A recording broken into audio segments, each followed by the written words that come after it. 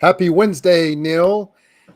It is July 24th, 2024, and we've got a lot to talk about. It's been about a good month since we've done this live stream, but we are here to talk about some major changes that have happened in the country. How are you doing Uh, today? I'm doing well. Happy birthday, Alex. And there you go. And it's good to be back up and running. We've had all sorts of things. Her hurricane when we had a hurricane, our grid failed again here in Houston. Many folks without power for an extended period. And but we're back up and running. Yeah, a lot of people impacted by the hurricane, and a lot of frustration. Do you want to share a little bit about what was being said in Houston and from the people who were impacted and Well, what they were so frustrated by? Hurricane Beryl and it Beryl and it wasn't initially supposed to come here. You know enough to not know to hold it. The forecast then started to come this way. You're waiting for the rapid climate enhanced intensification in the last moments. That didn't quite happen this time. But it came right over Houston, Harris County. It was a Category 1, and there were wind gusts at some points in the county, 80, 90 miles an hour. So imagine that in an urban environment. It directly hit us. There were areas within Harris County and other counties, Fort Bend, Missouri, and other counties were impacted, 5 to 15 inches of rain. But in this case, it was the wind. Every hurricane is different. The power was out for 2.7 million people, I believe. And we lost our power for 5 days. It's hot as hell. Thankfully, someone took us in for a couple days, which was exceptionally helpful. And a couple takes from it. CenterPoint Energy, they weren't ready. They weren't able to keep the lights on. A lot of anger at CenterPoint, and even Republicans, Dan Patrick, and all that were going on about that. The take that I had, and I think a lot of people had, is that every time we have a storm, they tell you to be Houston strong, tell you to be resilient, and people are tired of being Houston strong. Don't want to normalize disasters. We had a big storm here on May 16th as well, where many people lost power for an extended time. People are still recovering. I watch Houston City Council meetings, and people will come and say, I still have mold from Harvey in 2017. Wow. That's Harvey's still impacting people. I mean, people do not, people do not recover from these people. I think some people never really recover the lost wealth or the structural damage to their home. I remember after Ike in 2008, you would see blue FEMA tarps up for just years on people's roofs. And we're tired of being Houston strong. We're tired of being asked to be resilient. People want infrastructure that can withstand the storms. People want the power to work. People want flood mitigation measures. People want to address climate change, and then larger discussions about just the habitability of Houston, and home insurance companies just pulling out. So a lot of these people bitching about socialism. We'll see when they start demanding Texas state government give them home insurance, because companies are pulling out of coastal counties and Harris County, which is a coastal county. So I saw somebody did some graffiti around the hurricane, and I thought it was lovely. It was Center Pointless. Right. Yep. Which the city has beautiful. had the resources to cover subsequently. Right. Yeah, that was beautiful. All right. So let's jump into our show, Neil. There was a big announcement on Sunday. I'm not too sure if you heard it or you saw it or people have been talking about it. Right. I was in Washington, D.C. Oh, so you were there when the paper was being signed and I when was everything was being typed up. You were in the room. I was at a Smithsonian Art Museum. I have to tell you that um, the art rooms remained calm. The shaker furniture and the 17th century American art. There was not chaos or a big buzz in the halls of the art museum. So President Biden has chosen not to run for re-election and not accept the nomination from folks, and Right. had also endorsed Vice President Kamala Harris to be the presidential nominee for the Democratic Party. Right. Right. And since that announcement, we have seen so many things happen. Right. I think the last total I saw, which is probably old, and I'm not too sure what totals are accurate anymore, is 231 million raised for Sure. Kamala Harris's uh, campaign for presidency Right.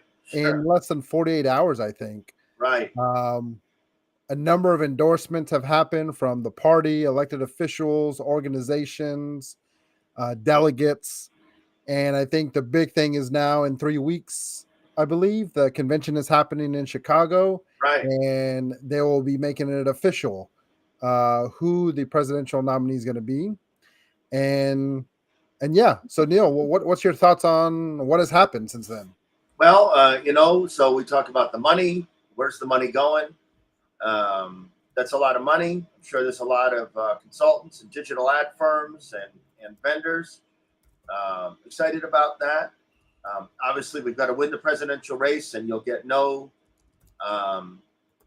you'll get no naysaying here that the presidential race isn't super important. I think, if anything, the threat that Trump and Vance pose is underspoken. Even at this point, I think it's so um, not saying that, but that there's a lot of money. How much of that money will go to grassroots organizers? How much of that money will go to actual GOTV efforts? And then the elected officials. So I saw where Trey Martinez Fisher put out a tweet saying all the Texas Democrats are on board.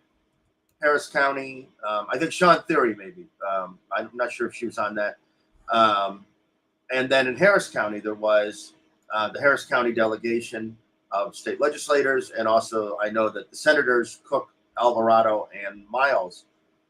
So the question, that's great, that's fine, but the question is, will you do the work? The state legislators have to be present, have to be willing to canvass, have to be willing to pay for canvassing teams, have to be willing to give money to coordinated campaigns of the Democratic Party, have to be willing to spend campaign funds, and should the shit hit the fan and election results not accepted, have to be willing to look at non-conventional politics as well. Mm-hmm. Yeah, so I think a number of things are as you mentioned, this collection of resources is immense. And I think it tells us a number of things, that there is genuine enthusiasm about Biden stepping down and Kamala Harris being endorsed. The potential of electing the first woman president, and that woman being a woman of color, is also creating a lot of enthusiasm. But I think we definitely want to make sure that we are able to utilize those resources in effective ways. And I think for grassroots organizers who are working the front lines, resources rarely get allocated to grassroots organizers to do the number of things they do in community, whether it's work around mutual aid, advocacy, activism, or electoral organizing and doing mobilization work.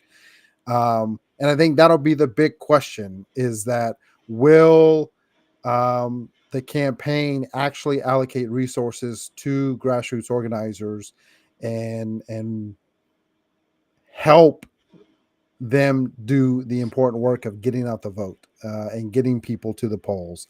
That is to be seen, but that is an important component of this, because if all the money is spent on media ad buys or overly priced consulting or inadequate surrogates and on and on and on, at the end of the day, every election is about getting out the vote, and that means talking to the community, connecting with the community, and helping support them in what they need to be able to get out the vote. And so this is where we've got to really push for those resources to get allocated, and we need everyone who's involved to be asking these questions. Where's the resources for grassroots organizers?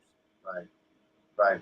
And because what happens is you see this mobilization, and so as you and I were talking about before we went on the air, people are energized. So all this volunteer base is energized.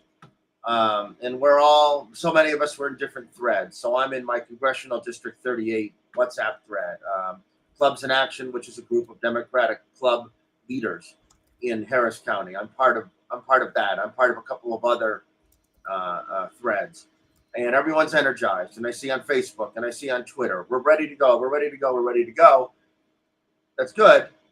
But that's also, a huge amount of volunteer labor, the donations. So these campaigns are extractive industries. They are sucking up the money. We are being told with truth, that our futures rely on this. There's a lot of truth to that. Mm-hmm. Then the fundraising candidates below down ticket are fundraising, and then the elected, the nonprofit entities, so often closely connected to elected officials, are fundraising. So everybody's fundraising, and again, the vote is essential. This is an essential vote. But these are the very same systems that have taken us within 3 months of a Viktor Orban type cryptocurrency racial nightmare that the Trump-Vance ticket is. And so we're putting all our chips in, and I think too often on our side of the aisle, broadly speaking, we're looking for saviors. We're looking for something that will keep us out of conflict. We're looking for these systems to work. We got to continue to make that bet, but we can't place all our chips in on that bet. Right. And that takes us to the exact thing that our next topic that we want to talk about, which is, there's a lot of enthusiasm. There's a lot of excitement, a lot of resources being allocated. We're going to wait to see if those resources come to grassroots organizers, but we also can't wait because people are working every day, have been working for the past year and even further back, and will work very intensely over these next 104 days, I think, are left for the election. So, Neil, the Texas Grassroots Alliance is working in collaboration with grassroots organizers all across the state to do a collaborative fundraising project so that we can capture resources for grassroots organizers in Texas, because Texas is a big state. There's over 16 million registered voters. There's over 30 million people who live here. You're in Houston, Harris County, where there's over 4 million people that live. I'm in Tarrant County, where there's 2.1 million people that live here. And so we've got a lot of ground to cover, a lot of conversations to have, a lot of work to do. And so talk to us about this fundraising effort and why it's so important for folks to support grassroots organizers. Right. So the Texas Grassroots Alliance, which is a statewide, and as we so often talk about, statewide, big and small areas, members in Waco, Galveston, Texarkana, grassroots organizers with autonomy from the nonprofits, from the electeds, emphasizing voting, emphasizing the importance of voting, but also emphasizing Black and brown organizers, emphasizing autonomy from elected officials, emphasizing channels of communication outside of normal channels, and grassroots organizers who are willing to ask Democratic elected officials to step up in the way that they need to. So there's a whole branch of organizing, needs of organizing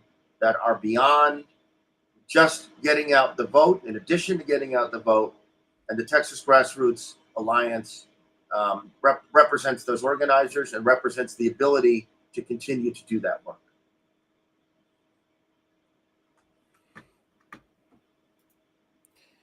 That's the key, right? That's the key, is what grassroots organizers are going to be doing um, in this work and helping support getting out the vote. So let me alter this here real quick. And so I think the thing I want to share with everybody, Neil, is that there's so many things about grassroots organizing that are missed or not maybe understood as well as they should be. And it really comes down to the relationships we have in our communities.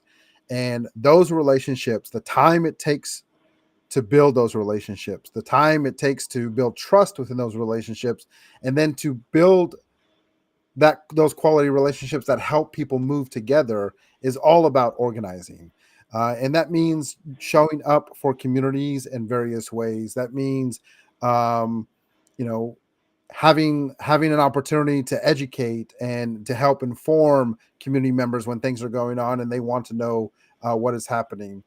And I think that's where grassroots organizing takes place in a whole number of sectors. So a lot of times it's focused around electoral organizing and mobilization and getting out the vote. Let's knock on doors. Let's make calls. Let's do text banking. Let's do, voter registration events. And those are all great, but it's also tied to mutual aid because families and community members are suffering now and have needs that are not being met today. It also is about advocacy and activism. So within Tarrant County, we're looking at a collective of organizers and community members and community leaders who are working together around the issue of the jail deaths in Tarrant County jails.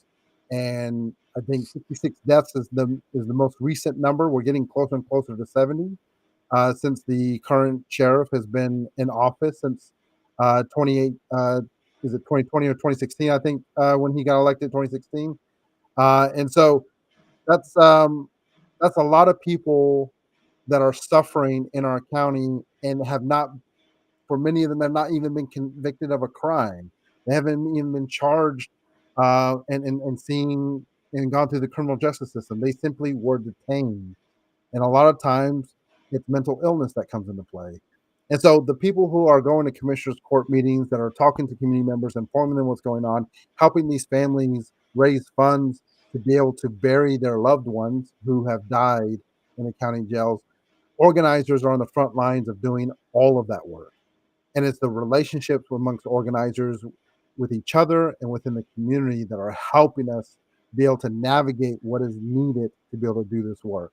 And so that's why funding and supporting grassroots organizers not only helps with this election and getting out the vote, but it helps us address the immense amount of inequities that are happening every single day within our communities. And these are the unsung heroes that are doing this work on the front lines. So help support grassroots organizers and what we're doing and what people are doing across Texas and across our communities. Right, right. And I'll just give a quick pitch. My Houston Democracy Project, which is my shop. Um, so what am I doing? What is grassroots organizing doing? I have a forum every Thursday morning at 6 a.m. on KPFT, the Egberto Willies Politics Done Right show. That's independent media, and Egberto himself and Politics Done Right is part of the TGA. I'm part of the co-organizer of the weekly John Cornyn Houston office protest at 389 weeks, and we make a very public, visible, and widely seen protest each week where folks see people like themselves standing up for democracy, not afraid of standing vulnerably in an open and exposed place. Makes a difference to people. There are people who look for us. We have a social media following. I consistently ask our Democratic elected officials to step up. If we as rank and file can be on the front line and ask for our labor, ask for our money, our elected officials who are the beneficiaries of these systems delivering authoritarian or near authoritarian outcomes, they can show up. I've been asked to speak at 4 different Democratic clubs over the last 8 or 9 months. A daily blog, the Houston Democracy Project website. I'm part of other weekly events, speaking at clubs, and numerous one-on-one conversations with officials, candidates, rank and file, Democrats, about the need for not just voting but but but are we going to need to be on the streets because an election is overturned? What about self-protection? What does that look like in your home? So organizing beyond just voting and making it clear to everyone that you as an individual have the ability to make a difference. We can have autonomy from these systems, but still be connected to super important outcomes. And that's the work that the Houston Democracy Project has done and will, with your support, continue to do.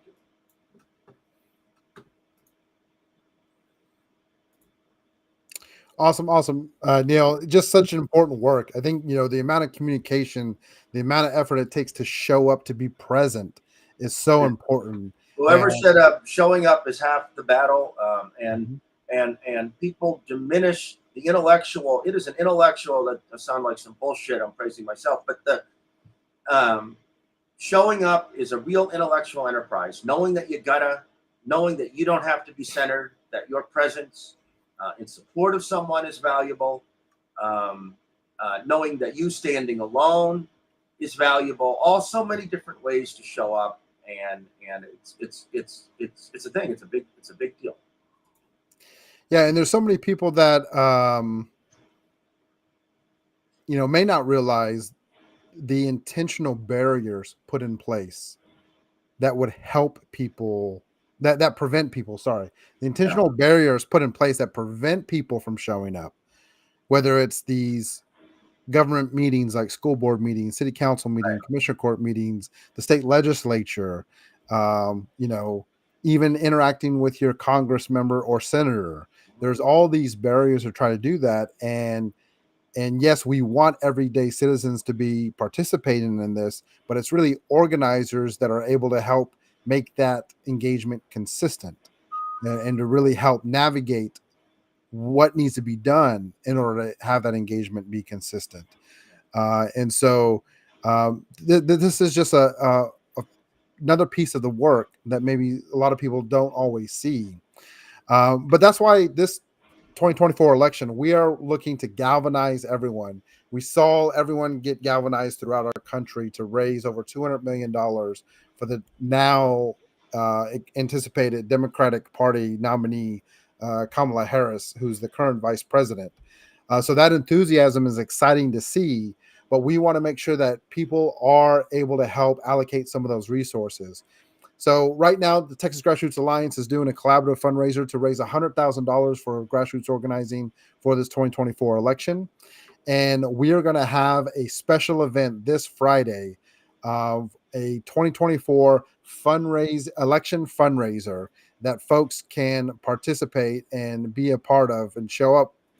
And this will be, you can register on Zoom to be able to attend, and we are inviting folks to be able to attend this fundraiser. You can also go to our Facebook page, and you can see that we have a Facebook event for people to be able to show up. So check our Facebook page out as well. You'll see the same graphic. Um, 2024 election fundraiser with Texas Grassroots Alliance. We have a number of organizers that are collaborating throughout the state. Many more are going to be onboarded and a part of this effort. And so join us Friday to help fundraise for this 2024 election, learn about the work that's going to be happening on the ground, and to get key insights from Texas grassroots organizers. So 2024 election fundraiser is the thing we would love to see you at. Yeah, yeah. We do hope you can join, and we've really got to advocate for ourselves. I keep qualifying it. That voting's essential because I'm conditioned, and we're all conditioned. Voting's essential. Voting's essential, but pragmatism is beyond just that. So we use these words and terms to